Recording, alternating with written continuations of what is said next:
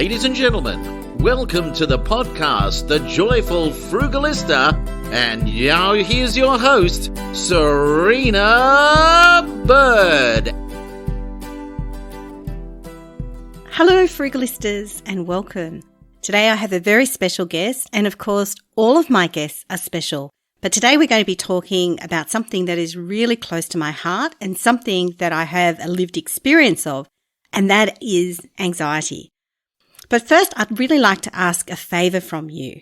I love producing the Joyful Frugalista podcast so much, and if you love listening to it as much as I do recording it, I would really like you to follow the podcast, and in fact, tell all your friends to follow the podcast as well. Really, if something resonates for you, share it with your friends and leave a comment, and that would be fabulous. Today, I am interviewing Dr Jodie Lowinger, who is a world-leading expert in anxiety, mindset, and resilience. She is an award-winning clinical psychologist, high-performance and mindset coach to CEOs, and she has worked and trained at Harvard Medical School. So you can see she's pretty fabulous. And not only that, she is also the best-selling author of The Mind Strength Method, 4 Steps to Curb Anxiety, Conquer Worry, and Build Resilience. Welcome, Dr. Jodie. Thank you. It's such a pleasure to be here chatting with you today. Thank you. Obvious question. Do you ever get anxious yourself? Absolutely, of course. Anxiety is a human condition. It's part of all of us and it keeps us safe when we need it. So yes, indeed, I do. And I know you know this, but I was actually getting quite anxious as we were recording this podcast. Not because I was scared of you per se, just to be clear, Dr. Jodie is not scary at all. She's lovely. But I had one of those nights where as a parent, everything you planned just doesn't go to schedule. I'd planned a quiet space where I'd do this podcast and suddenly I ended up with all my kids and extended family and dinner cooking and everything happening all at once, and some technological failures as well to throw it into the mix. Yes, absolutely. And this is life, right? And what happens is people who care can sort of be thrown in this whirlwind of uncertainty around what does that mean? What are people going to think? All of these sort of things. Exactly. Because you care, right? Exactly. Because, I'm talking to this fabulous, amazing woman, Dr. Jodie, trained and worked at Harvard, and, I can't get my tech to work. It gets very stressful, doesn't it? It does. And so if we can recognize what underpins this and allow yourself to say the values that underpin this, what is your heart wanting to experience? Your heart wants to make sure that I'm comfortable, make sure that this goes well, make sure that your listeners, your viewers are getting the best experience that they can get.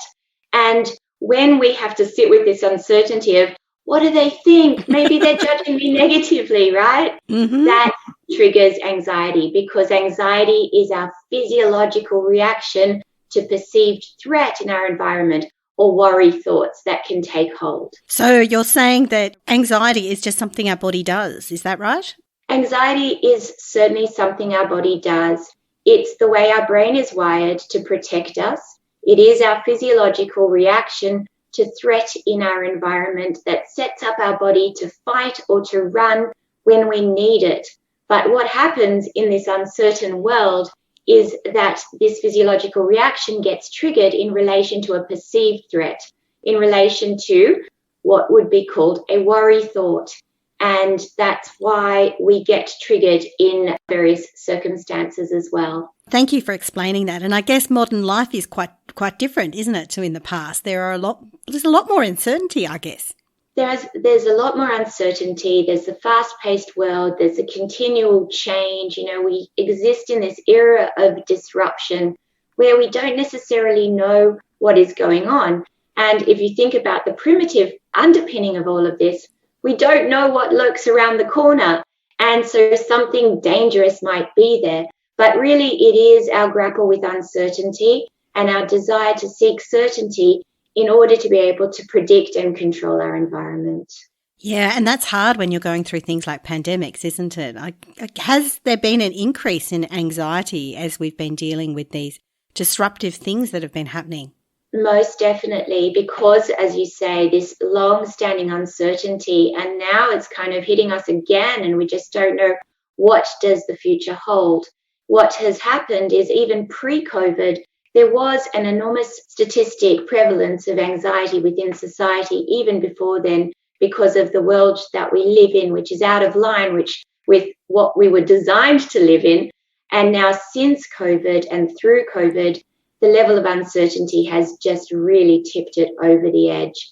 And now what we're finding is not just anxiety, but the long-standing state of chronic fight or flight, which burns our serotonin reserves. And it's now what I'm seeing, certainly with the individuals who I'm working with, whether it's in an organizational context or at the anxiety clinic in a clinical context, or even in the schools environment, is people tipping into burnout because it's this sustained uncertainty. Yeah, it certainly is a very disruptive time. I guess I don't even need to say that. That's pretty obvious. But in terms of how big the problem is, like how many people, say in Australia, identify or could be identified as having a form of anxiety? The way I conceptualize it is every single one of us. Because You'll always be busy, right? What hope do we have? Yes, I will. I'm definitely a very busy woman, but I conceptualize anxiety as a human condition because it absolutely is. It's part of our neural wiring and our grapple with uncertainty. It's where we sit on this experience, whether it's mild, whether it's moderate, whether it's severe. This is the extent of anxiety that we experience. When we're talking about the statistics that get quoted, typically what we're talking about is what's defined as clinical anxiety. And that is anxiety to a level that is causing prolonged fear, suffering, and avoidance in an individual's life. It might be called clinical anxiety or otherwise called an anxiety disorder. Now, as an individual, as a professional, as a heart-driven thought leader in this space, I tend to not use the word disorder very much. Oh, I'm so glad to hear that because, you know, when things get labelled as a disorder, it just seems, I feel like there's this guilt, like you have anxiety, you are a problem, and rather than addressing why people are anxious about a particular issue. Absolutely, absolutely. And to be honest, the reason it makes me unsettled and uncomfortable is because I am so very grateful at the area of expertise that I have. Being an anxiety expert, I get to work with incredible, heart-driven, kind, analytical human beings where it is the protective instinct at play, and there is a common thread of individuals who just care that greater level. Now, that is a generalization. Of course, we're not going to get every single person who is of this nature. However, I have worked with thousands of people experiencing severe anxiety over the years. And so at the coalface, evidence-based in my experience is this common thread. So I talk about anxiety as a double-edged sword. Oftentimes it is correlated with individuals who have this analytical mind, that overthinking mind, and this level of care to make sure that everyone and everything is safe and well. And so if we can move from anxiety into empowered action, that is saying, okay, we don't necessarily want fear to underpin this. We want heart-driven action or values to underpin it. And that is core to the Mind Strength method. That is just such a lovely way to situate it. Rather than saying someone has a disorder, they're anxious, to instead say, well, someone's got a heart-centered response and they care. Is that pretty much it? Absolutely right. Absolutely. The Mind Strength method, and it's covered comprehensively in the book. The Mind Strength method is a practical and empowering toolkit. What I've done is I've wrapped up thousands and thousands of dollars of therapy to be able to share this gift with the world, because it's built on decades of my work as a professional and certainly years and years of experience as CEO and founder of the Sydney Anxiety Clinic. I've wrapped up that methodology in a book to be able to help people on scale. Fabulous. So there you go. Top Frugalista tip. We haven't even got to the Frugalista tips, but the top Frugalista tip is thousands of dollars worth of clinical work all wrapped up in one book by a leading expert that is going to save you a lot of money. Which brings me to a question really about the economic cost of all of this anxiety. Like, are we seeing that it's hurting people, hurting the economy, hurting the community? It absolutely is, because if we think about the fundamentals of what anxiety is, it's our fight or flight reaction. So at an individual level, if we are caught up in the sympathetic nervous system, that amygdala hijack that takes over in our brain, we're going to be tipping into behaviors that don't necessarily enable us to engage as effectively as we otherwise would be in the workplace. So there's many faces of anxiety. Oftentimes it is agitation, frustration, anger, aggression. It's the fight in the fight or flight. Or it might be the flight, which is procrastination, avoidance, shutting down. Or otherwise it's our grappling with uncertainty. So we might be motivated to make sure that we're perfect, or make sure that we check and recheck our work, or seek reassurance when we otherwise really do know what we need to do. And so all of these fight or flight driven behaviors get in the way of our capacity for optimizing productivity and performance. So my work as a high performance coach to CEOs, I work with multinationals, and as a global keynote speaker now, the Mind Strength methodology is being recognized as a powerful toolkit to build high performance in the workplace, to be able to facilitate productivity and help the impact, the otherwise detrimental impact that it is creating on the economy. So whether it's at an individual level or at a whole organizational level, it certainly has a profound impact. And enlightened organizations are now recognizing the critical importance of building strategies in the workplace to bolster mental health and well-being because of the fundamental and direct impacts to the economy. I've noticed that there's an increase in mental health policies that a lot of companies are seeing, but often it's I feel like it's framed in a negative sense, like what to do if someone has mental health issues, self-protection from legal suits kind of document, rather than something that's actually really proactive and is actually going to try and get the best out of their staff. Am I being too cynical here?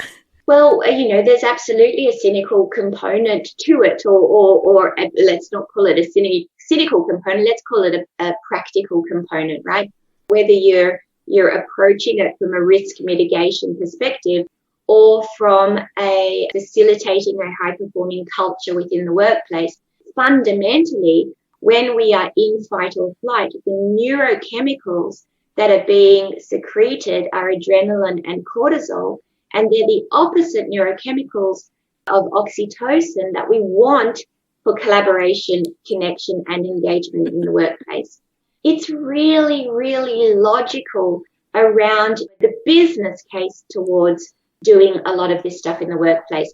I do work as a coach to C-level executives, working with a lot of people and culture professionals, HR professionals, but CEOs as well, who become real champions of the Mind Strength method because conflict just dissolves.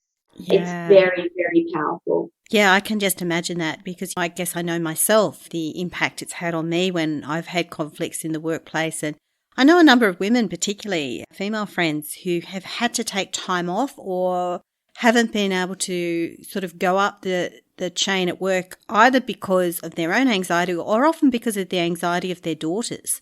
And it's really sad to see, like, really smart, powerful women who are just not able to contribute as much as they would like to. Yeah, absolutely. And, a really key message is for people to sit with absolute hopefulness, because all of this is very helpable.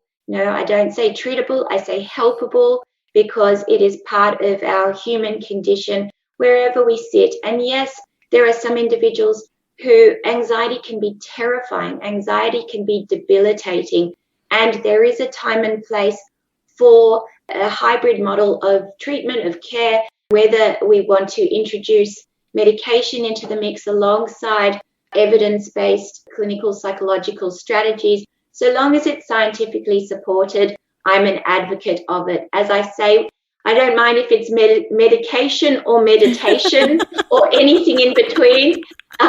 So long as you throw the mind strength method into it, you're going to be having a toolkit that's going to be practical and highly effective. Well, thank you. I think highly effective is really important, isn't it? And you touched on medication versus meditation, and obviously mindfulness is something that gets bandied around a lot. And I am a believer in mindfulness, but of course, having done courses and knowing about it and actually doing it are quite two different things.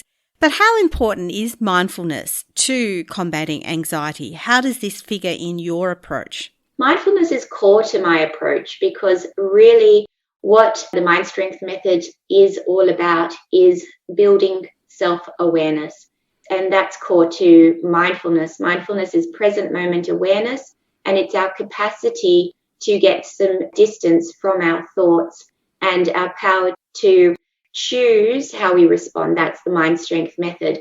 So mindfulness, that present moment awareness and our capacity to observe and allow our experiences to just be in the present moment, typically takes us out of fight or flight. I talk about taking us out of the boxing ring with our feelings.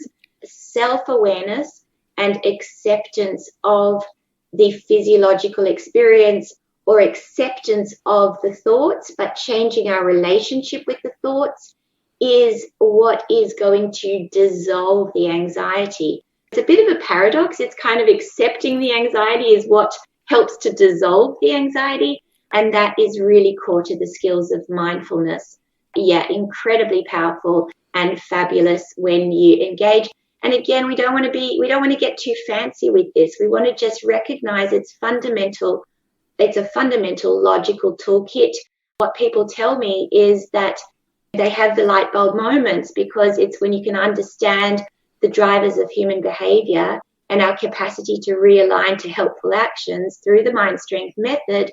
It helps people to recognize that this is very, very doable. Wow, that is really profound. And I did love in your book the fact that you kind of said, you talked about standing up to the bully of anxiety, but also sitting with it and not making yourself wrong and going, oh, I have a disorder, I'm terrible, I'm a bad person.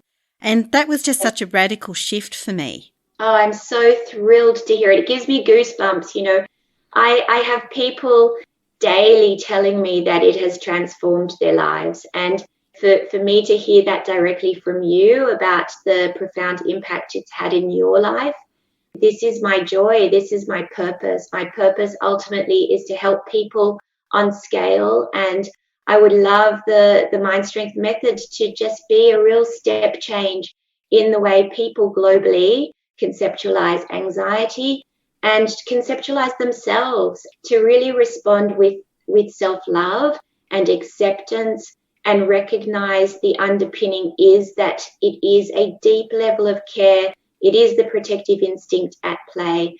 And if we can just smash stigma and shame out of the park and lock it away, because we want to absolutely embrace the polar opposite of that.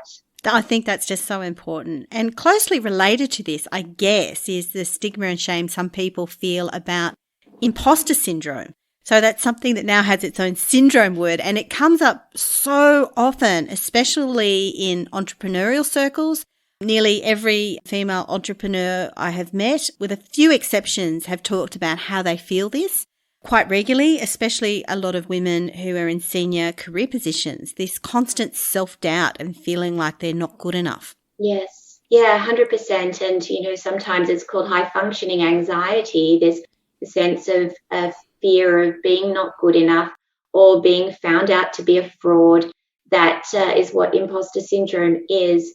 And what the challenge there is that our behaviors, at the end of the day, it comes with it the high functioning and high performing individuals, but it is a fear of not being good enough or a fear of failure. And it's fear driven.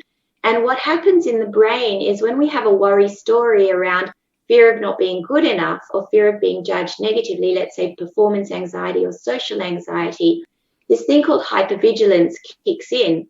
Hypervigilance is our brains seeking out things that are aligned to our worry stories or our fear stories. And so we're constantly going to be scanning for our not good enoughs, and we're focusing on our not good enoughs.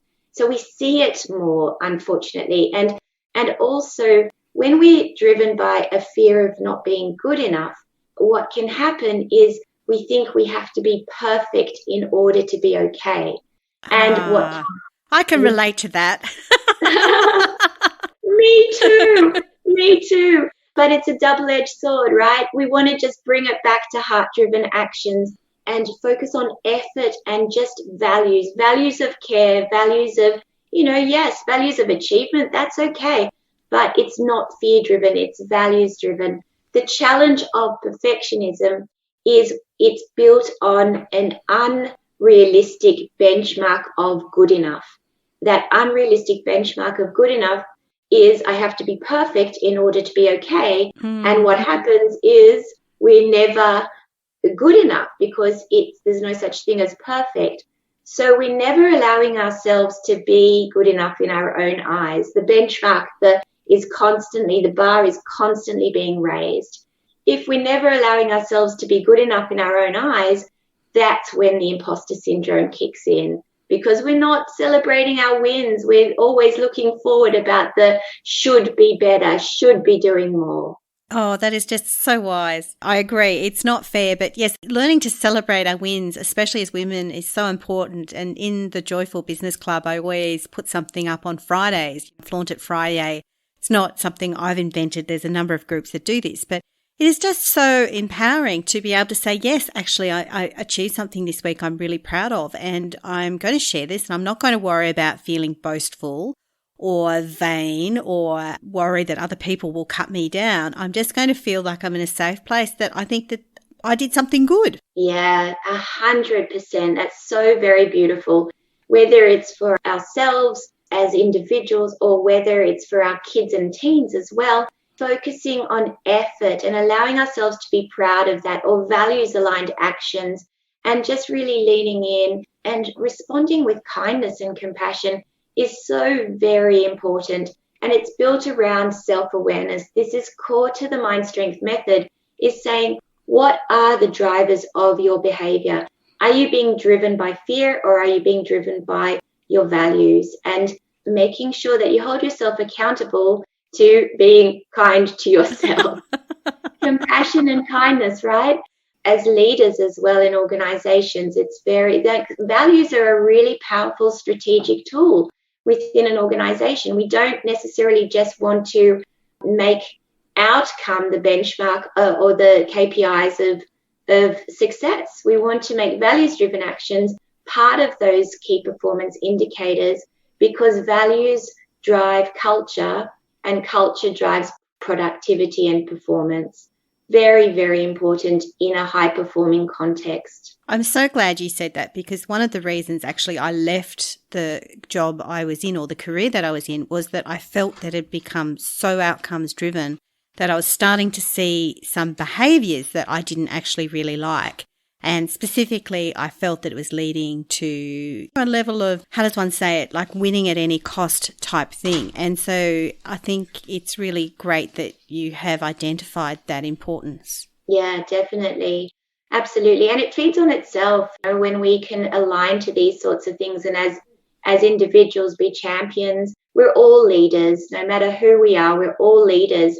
And leaders is being accountable to actions that make a difference, actions that are aligned to our heart and to our values. And to be honest, when I'm talking about values, and I do a lot of work in helping people get clarity on values, I've got my defined values, a pack of values cards associated with the book, because it's so very core to the Mind Strength method. It's about saying everybody's a little bit different and there's zero judgment around that. It is about what is important to you.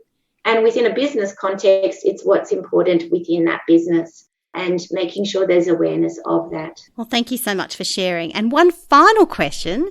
I know you have already shared a Frugalista tip about the value that your book brings, but do you have another way that you like to save money? To save money is to sit with the, I suppose, discomfort of uncertainty, because then you're going to be taking yourself out of fight or flight. You're going to be more productive in your interactions. And if you can move to problem solving and action planning rather than worry, this is going to be very, very powerful in saving money, in building financial freedom at the end of the day, because you're going to be focusing on the things that matter to you. There's a case in the book around an individual who gets caught up in the finance worry story, and it keeps him trapped in inertia. So this is very, very powerful mindset. So mind strength, when I'm working with individuals as a high performance coach, it's all about the mindset and skills to succeed. Mindset is so very important for building productivity and performance. And when we're talking about finances, we want to be engaging on all cylinders and just doing well there. That is just so profound once again. And I think I've said profound several times in this podcast, but for good reason. That's so beautiful. Thank you. So, Dr. Jodie, where can people find you and your wonderful book? My book is in all good bookstores. It's online. It's so Booktopia as an example, Amazon. It's pretty much everywhere. It's on Audible as well. There's an audio book, Kindle, so it's everywhere. I'm all over the place on social media as well. On Instagram, I'm _Dr Jodie, DRJODIE _. LinkedIn as well. Connect with me. It's just such a joy to connect with people directly. And please, if you find that the book changes your life, if you find it personally impactful, I'd be so very grateful if you can tell other people, because together we can truly change the world. Wow. Together we can truly change the world. Make sure you remember those words. It's magic. Thank you so much for being my guest. An absolute joy. Thank you. You've been listening to The Joyful Frugalista with Serena Bird. She actually likes everybody. And of course, sound has been by Neil Hadley. We could watch the boats flow by. You could talk, and I would listen. I would understand your mind. Oh, I love to be with you, walking toward the sea, and the times when I'm lonely, you could be the one to comfort me every day. I am thankful that our separate paths have crossed. Every night I lay my head down, I know I'll never feel so lost.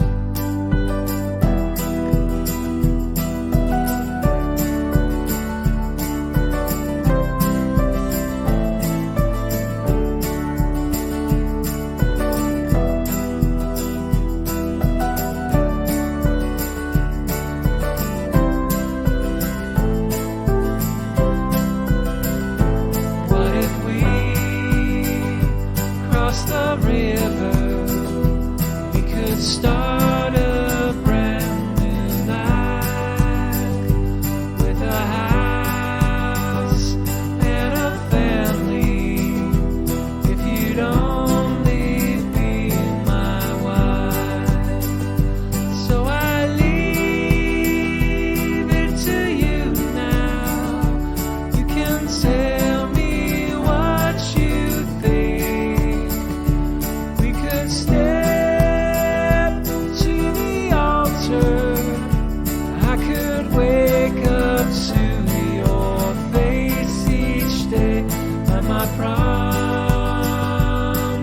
you.